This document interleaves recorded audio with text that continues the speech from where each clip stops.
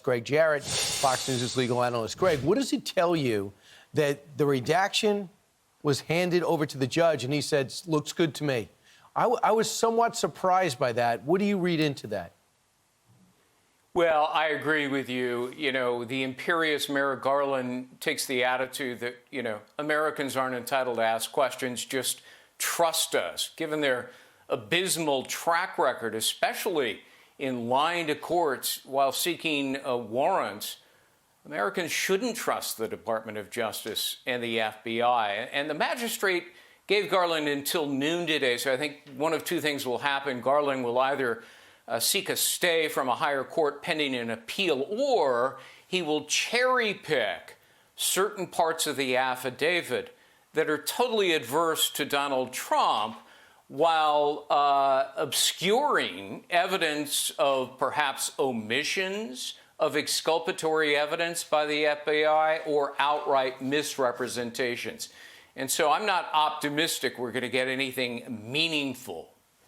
So we know this is what they wanted to redact. The judge says that's reasonable. So I guess the judge would ultimately decide if that's going to go forward, but just say the DOJ would decide if that's going to go public? Because the judge told us, I think we should see this, just redact what you think should be redacted, which is probably names.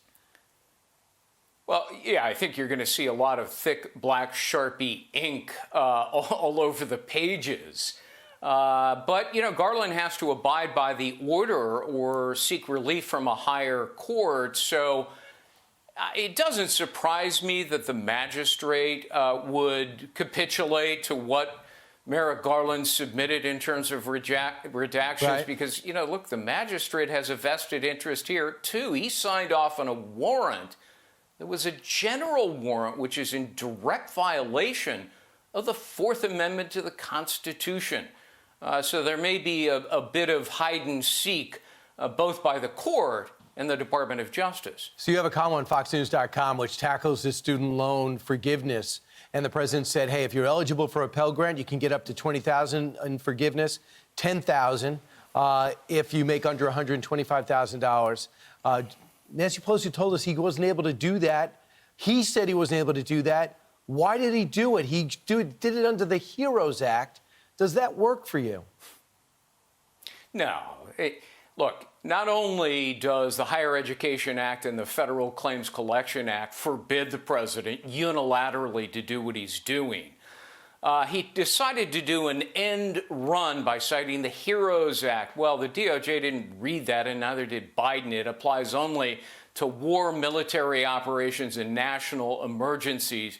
Those exigent circumstances and conditions don't currently exist, but even if they do, the president cannot engage in wholesale debt cancellation without congressional authorization. He would only be limited to waiving interest payments or putting a hold on payments. That's it.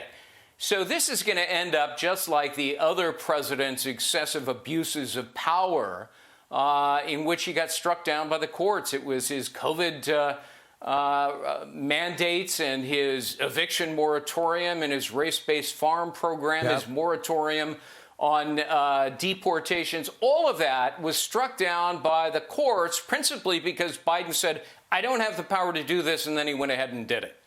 Right. It started with DACA and President Obama, and it's still there. So was able to just do that through executive order. Read more about this on FoxNews.com. Greg, thanks for waking up with us.